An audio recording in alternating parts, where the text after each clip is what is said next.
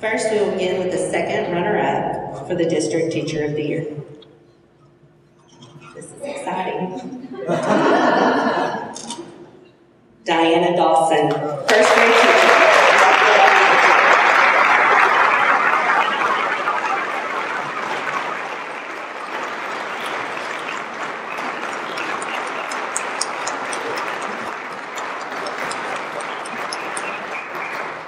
Now for the first runner-up, Justin Porticon.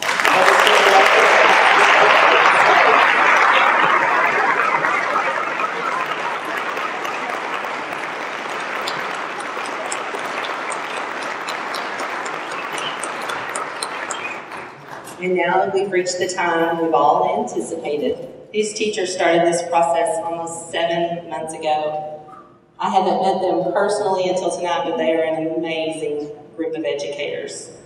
Your 2012-2013 Oklahoma City Public Schools District Teacher of the Year is Daniel Douglas.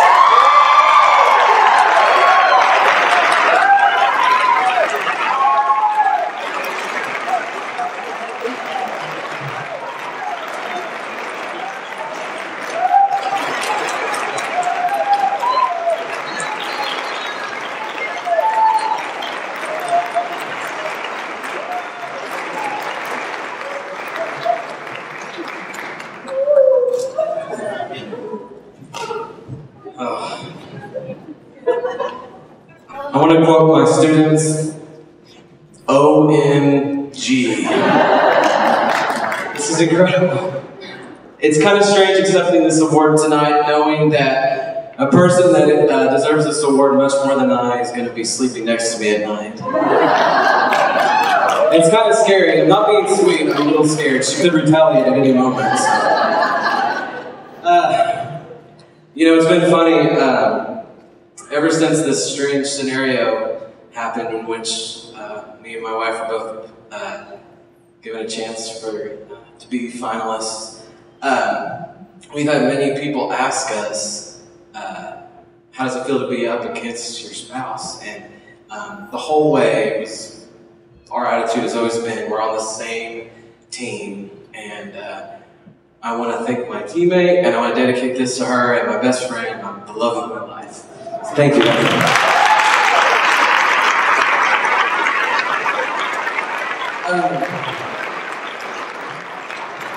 I also would like to address the rest of the finalists. Now, I don't have as deep of an affection for each of you. That would be a little weird, but I would like to say that it's been a pleasure meeting you through this process and getting to see all the amazing things that you're doing in our district, and it's been inspiring, and it's humbling, and it is such an honor to represent such a great group of teachers here. Thank you for all that you do.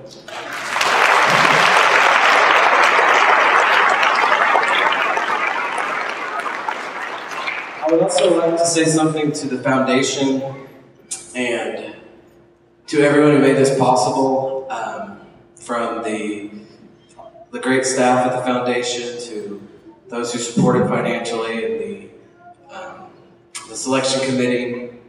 I want you guys to know that none of us got into this gig of education for something like this. And you know, nobody's in here because we want to have these kinds of honors. It's for the kids, but I want you to know, I want the foundation to know that having our work as teachers appreciated feels really good. And I thank you so much for that. And I want to thank you for all that you've done, from this event to the magazine and the interviews, the videos. I mean, it's just been top notch. And I want to say thank you to everyone who helped make this possible. You guys are the very best. Thank you.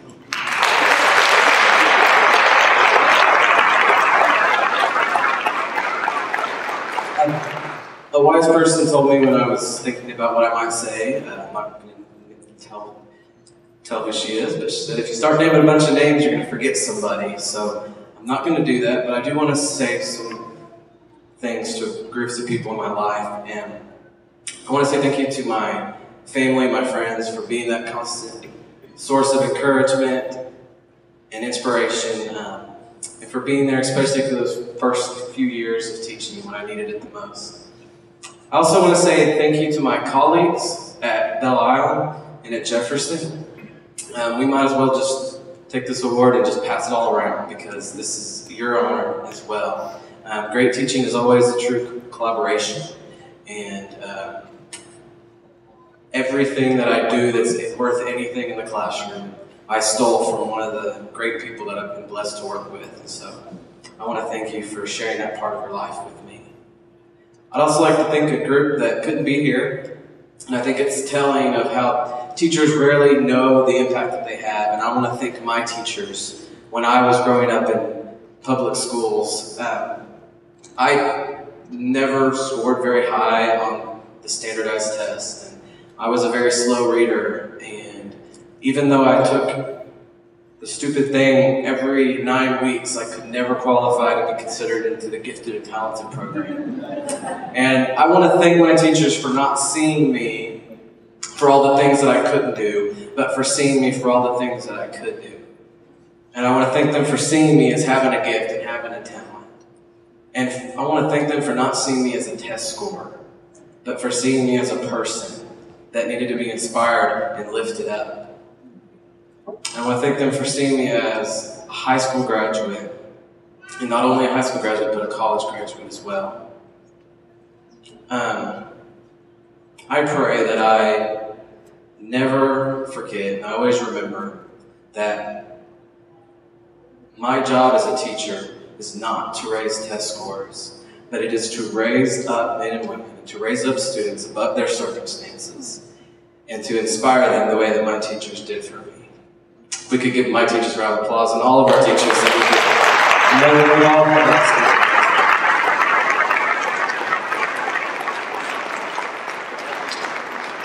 And then, finally, I want to thank the real stars of my career and the real stars of many of our lives, and that is our students. I've been blessed to have these students in my life. I've had over 1,000 OKC kids come through my classroom doors and spend a year with me learning science. And it's been my pleasure. And I'm a much better person and a much happier person because of them. There's nothing more precious than a student and all of the potential that they hold. And we are given the responsibility to protect that. And there's nothing more awesome, nothing better than having that opportunity. I want to point out something.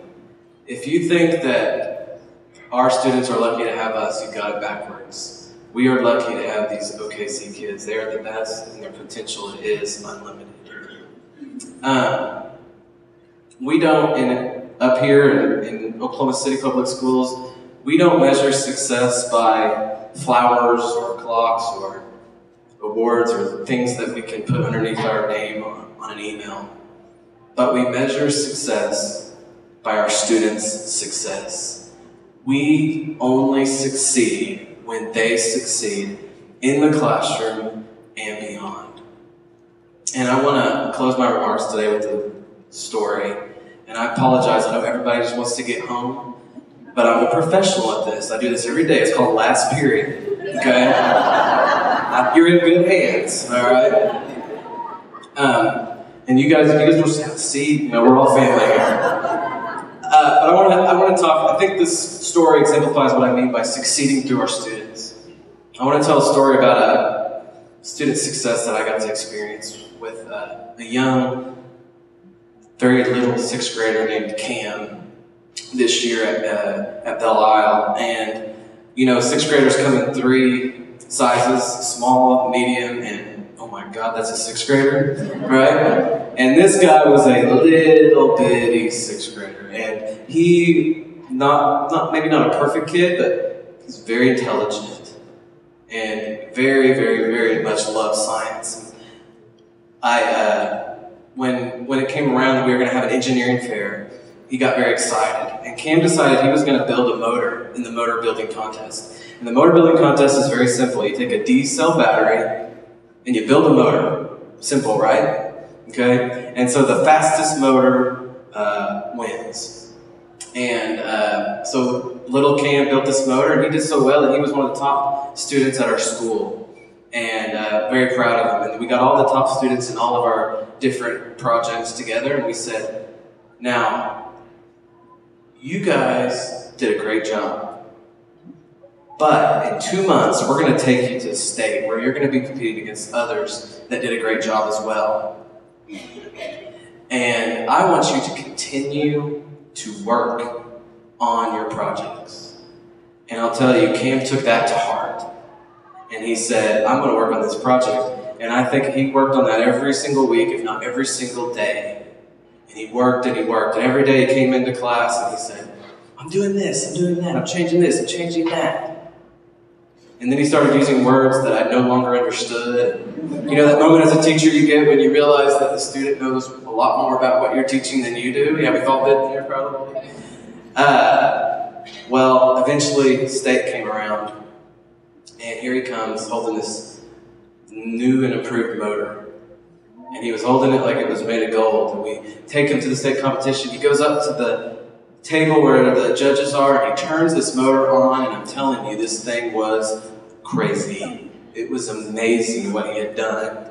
After the results had surfaced and everything was reported, Cam not only won the state, and not only won it for the middle school, but for all the high school, he won that as well.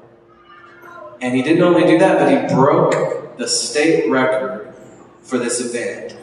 And not only that, this is the most amazing thing, he more than doubled the state record for the fastest motor. And yes, exactly, thank